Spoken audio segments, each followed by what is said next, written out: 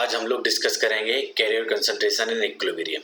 तो हमें पहले ये भी जानना चाहिए कि इक्विलिब्रियम होता क्या है। मैं डिस्कस कर चुका हूँ पुराने वीडियोस में कि इक्विलिब्रियम का मतलब होता है क्लोज सिस्टम, जहाँ पे कोई भी एनर्जी का इंपोर्ट और एक्सपोर्ट नहीं हो रहा है, ठीक है। और सभी प्रोसेस, कोई भी प्रोसेस टाइम के साथ कांस्टेंट है, मतलब चेंज नहीं हो रहा है। तो D process upon D T equal to zero.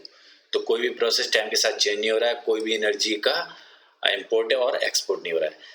और फिर कैरियर कंसंट्रेशन हम इक्विलिब्रियम में कैलकुलेट करेंगे। और उससे पहले हम जानेंगे कि क्या होते हैं नॉन डीजेनरेट सेमीकंडक्टर, और उन्हीं के लिए जो हम अप्रोक्सीमेशन लगाएंगे कैरियर कंसंट्रेशन कैलकुलेट करने के लिए, वो उसी के लिए वैलिड होंगे, खाली नॉन डीजेनरेट सेमीकंडक्टर के लिए। तो हमारा मोटिवेशन क्या है? एक्चुअली आपको अगर जानना है कि कोई भी सेमीकंडक्टर किस तरीके से काम कर रहा है, तो ये जानना जरूरी है कि उसमें कितने नंबर ऑफ इलेक्ट्रॉन्स है, फ्री इलेक्ट्रॉन्स है। तो फ्री इलेक्ट्रॉन किस में कंट्रीब्यूट करते हैं? करंट। आप कोई भी डिवाइस को कैसे भी यूज करेंगे तो आपको पता होना चाहिए उस डिवाइस में कितना करंट फ्लो कर रहा है, और करंट आता है नंबर ऑफ इलेक्ट्रॉन से। इसीलिए कंसंट्रेशन इलेक्ट्रॉन का या होल का जानना जरूरी है, तभी हम जान पाएंगे कि what is the current in that device. और ये जानने के लिए हमें इलेक्ट्रॉन और होल जानना होगा। और उसको हम इलेक्ट्रॉन और होल को कंसंट्रेशन को किससे रिलेट कर सकते हैं? फर्मी एनर्जी से।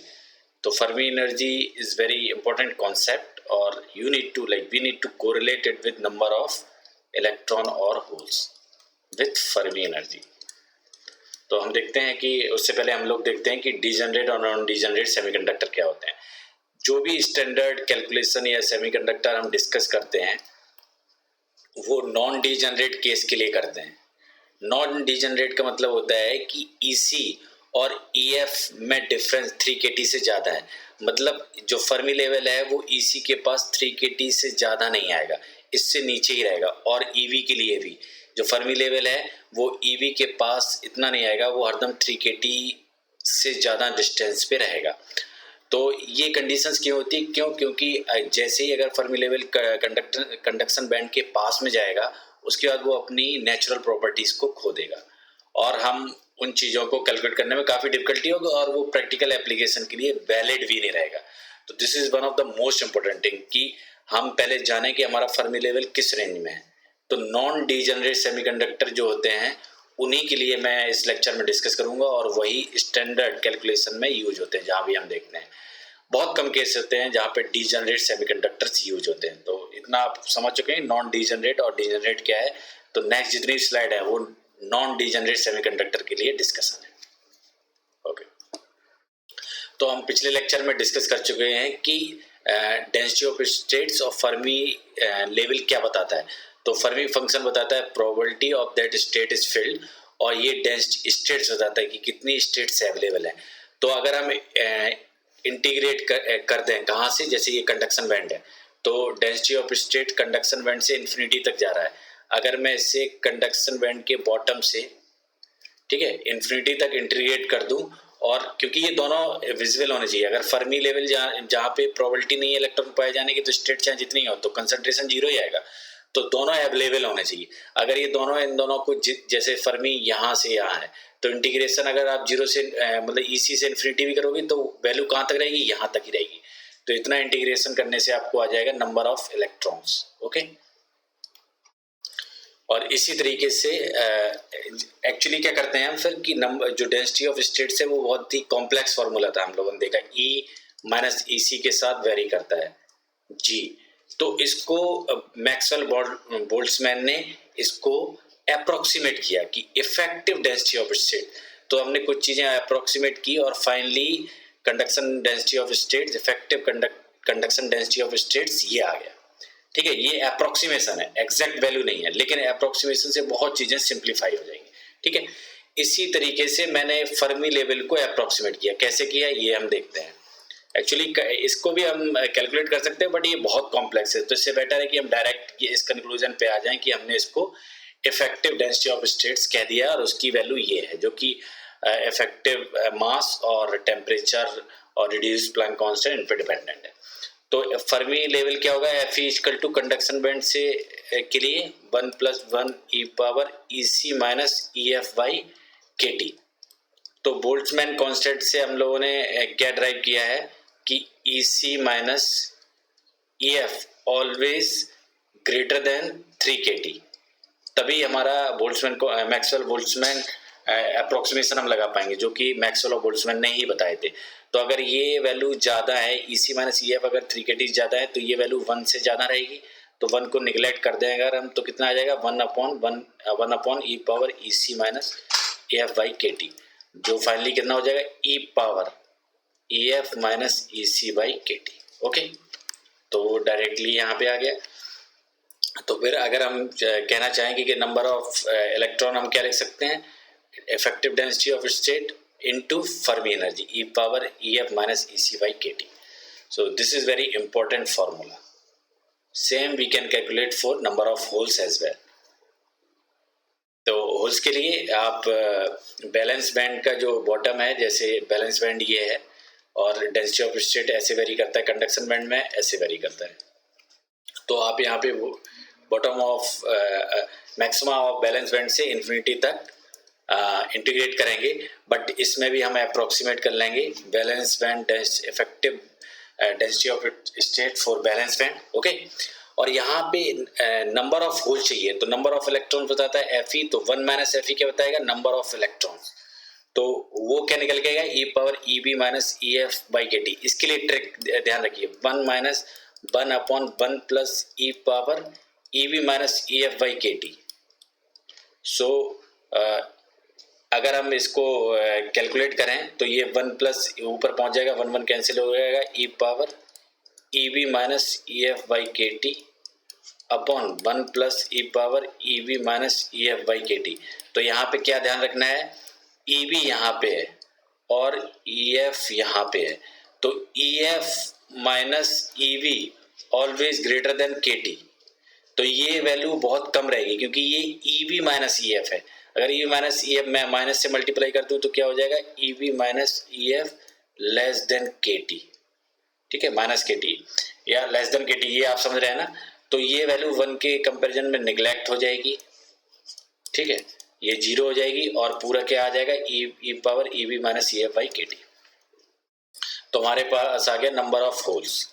ठीक है, अब मैथमेटिकल मॉडल फॉर इलेक्ट्रॉन और होल्स जो हम लोग ऑलरेडी कैलकुलेट कर चुके हैं, नंबर ऑफ इलेक्ट्रॉन और नंबर ऑफ होल्स, ये दोनों ही फॉर्मूले बहुत ही इंपॉर्टेंट है क्योंकि ये फर्मी लेवल से रिलेट कर रहे हैं। नंबर ऑफ इलेक्ट्रॉन किस पे डिपेंडेंट है, फर्मी लेवल और कंडक्शन बैंड के डिफरेंस पे। तो जितना फर्मी लेवल कंडक्शन बैंड के क्लोज जाएगा उतना ही इलेक्ट्रॉन बढ़ेंगे। ठीक है, क्योंकि EF माइनस EC ये प्रोडक्ट बढ़ेगा ई पावर। तो इसी तरीके से होल जितना, लेकिन वो 3 kT से ज़्यादा पास में नहीं जाना चाहिए, और 3 kT बहुत ही स्मॉल वैल्यू होती है। अगर रूम टेम्परेचर पे देखें तो 0.026 इलेक्ट्रॉन वोल्ट, तो 0.026 इंटू 3 इलेक्ट्रॉन वोल्ट है, तो वो बहुत ज़्यादा बड़ी वैल्यू नहीं है, बहुत छोटी वैल्यू है। तो उतना पास में फर्मी लेवल नहीं जाएगा कंडक्शन बैंड के। अब हम लोग देखते हैं इंट्रिंसिक सेमीकंडक्टर के केस में। ठीक है, तो n इक्वल टू, पहले क्या था, n equal to NC E power EF minus EC by KT। तो इंट्रिंसिक के केस में, इंट्रिंसिक सेमीकंडक्टर है उसके केस में फर्मी लेवल मिडिल में होता है और इंट्रिंसिक लेवल भी मिडिल में ही होता है। तो दोनों की वैल्यू बराबर होती है, फर्मी और इंट्रिंसिक दोनों बराबर रहेगा। तो EF को रिप्लेस कर दो EI से और n को कह दो NI इंट्रिंसिक के लिए। तो NI equal to NC into E power EI minus EC by KT। Okay, और या फिर मैं NC को कैसे लिख सकता हूँ, NC इक्वल टू, आपको मालूम पड़ेगा हम ये क्यों कर रहे हैं, NC equal to NI E power EC minus EI by KT। Similarly आप यहाँ पे नंबर ऑफ होल्स निकाल सकते हैं, या इसको P कह लूँ मैं, तो P इक्वल टू भी NI होगा क्योंकि इंट्रिंसिक के केस में N equal to P equal to NI, intrinsic concentration में इलेक्ट्रॉन और होल बराबर होते हैं। तो N भी मैं यहाँ से लिख लूंगा। ठीक है, NB equal to NI EI minus EB by KT। और ये फॉर्मूला मुझे यहाँ से पता है, number of electron equal to NC E power EF minus EC by KT। अगर मैं ये NC उठा के इसमें वैल्यू पुट कर दूं और सिमिलरली NB की वैल्यू यहाँ पुट कर दूं तो क्या आ जाएगा मेरे पास, अगर नंबर ऑफ इलेक्ट्रॉन्स, ये किसी भी सेमीकंडक्टर के लिए, यहाँ तक तो हम इंट्रिंसिक की बात कर रहे थे।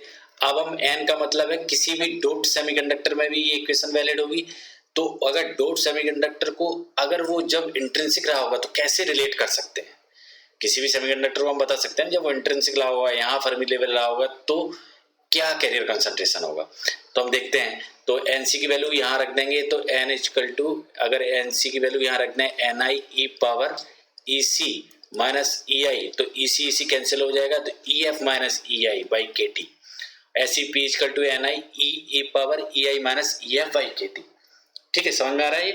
तो अब इतना हमें समझना है कि ई एफ और ई आई जब बराबर हैं तो ई पावर 0 1 हो जाएगी, एन इक्वल टू एन आई, ऐसी यहाँ पे हो जाएगा। और जैसे ई एफ ई आई से ऊपर जाएगा, ई एफ ई आई से ऊपर जाएगा तो इलेक्ट्रॉन बढ़ेंगे, अगर ई एफ ई आई से नीचे आएगा तो होल्स बढ़ेंगे। ठीक है, और अगर इन दोनों वैल्यू को हम मल्टीप्लाई कर दें तो बहुत ही इंटरेस्टिंग इक्वेशन आती है हमारे पास। अगर दोनों को मल्टीप्लाई कर दोगे तो N P equal to N I square, तो ई एफ कैंसिल हो जाएंगे, ई आई कैंसिल होंगे, तो N P equal to N I square. इसको क्या कहते हैं? Law of mass action. इसका मतलब है कि नंबर ऑफ इलेक्ट्रॉन्स और नंबर ऑफ होल्स किसी भी सेमीकंडक्टर में always equal to N I square, मतलब कांस्टेंट होते हैं। इलेक्ट्रॉन बढ़ाएंगे तो होल घटेगा, होल बढ़ेगा तो इलेक्ट्रॉन घटेगा।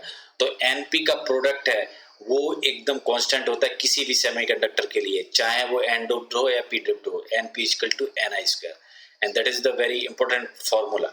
और ये सभी फॉर्मूले हम लोगों को, इन्हें एक भी फॉर्मूले को हमें याद करने की जरूरत नहीं है, इन सबको हमें समझना है कैसे वो रिलेट कर रहे हैं। ठीक है, और other useful relation like N I equal to हमें एन सी और एन वी के फॉर्म में आ गया था। अगर इन दोनों को मैं मल्टीप्लाई कर लूँ तो N I square equal to N C N V e power E C minus E V by K T. तो E C minus E we को क्या कह सकते हैं हम? ई जी। ठीक है, तो N C N V e power minus E G by K T. अगर इसे मतलब एन आई स्क्वायर को स्क्वायर वहाँ पहुँचेंगे तो N I equal to under root N C N V e power minus E G upon two K T. तो आप इसमें हमें क्या समझ में आ रहा है? अगर मैं बैंड गैप बढ़ाऊंगा तो इंट्रिंसिक कंसंट्रेशन क्या होगा? कम होगा। क्यों? क्योंकि कम बैंड गैप होगा तो आसानी से जम कर जाएंगे इलेक्ट्रॉन। अगर आप बैंड गैप बढ़ा देंगे तो कम इलेक्ट्रॉन जम कर पाएंगे, जो कि यहाँ पे बात एकदम सही प्रूव हो रही है फॉर्मूले से भी, कि आप अगर बैंड गैप बढ़ाएंगे तो कैरियर कंसंट्रेशन कम होगा। अगर आप टेम्परेचर बढ़ाएंगे तो ज्यादा एनर्जी मिलेगी कैरियर्स को, तो इंट्रिंसिक कैरियर कंसंट्रेशन बढ़ना चाहिए। अब हम यहाँ से देखते हैं, अगर आप टेम्परेचर बढ़ाएंगे तो ये चीज कम होगी, टेम्परेचर बढ़ाएंगे तो ये रेशियो कम होगा, ये रेशियो कम होगा तो ये ओवरऑल ये चीज बढ़ेगी, क्योंकि 1 अपॉन ई ये कम, 1 अपॉन ई पावर, तो ये चीज कम हो रही है तो ये ओवरऑल प्रोडक्ट कम होगा, तो ये 1 अपॉन ज्यादा होगा। तो टी टेम्परेचर बढ़ने पे एन आई इम्प्रूव होगा। ठीक है, और ई जी बढ़ने पे एन आई डिक्रीज होगा। और ऑब्वियसली अगर डेंसिटी ऑफ स्टेट्स बढ़ेंगी तो कैरियर कंसंट्रेशन भी इम्प्रूव होगा। अगर एन सी और एन बी भी अगर आप इम्प्रूव करते हैं, बढ़ाते हैं, तो एन आई भी बढ़ेगा। समराइज करते हैं कि हम लोगों ने क्या क्या चीजें इंपॉर्टेंट डिस्कस की।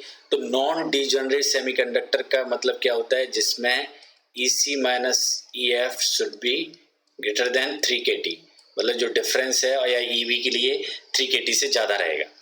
तो इन केसेस में एन नॉट जो कैरियर कंसंट्रेशन है वो conduction density of state effective से कम होता है, और होल भी obviously Maxwell Boltzmann statics apply किया था हमने, तो ये फॉर्मूला आया था। तो always this ratio is going to be less than 1, तो इसकी वजह से ये N naught always less than N C, P naught is always less than N P. ये कहने का दूसरा तरीका है।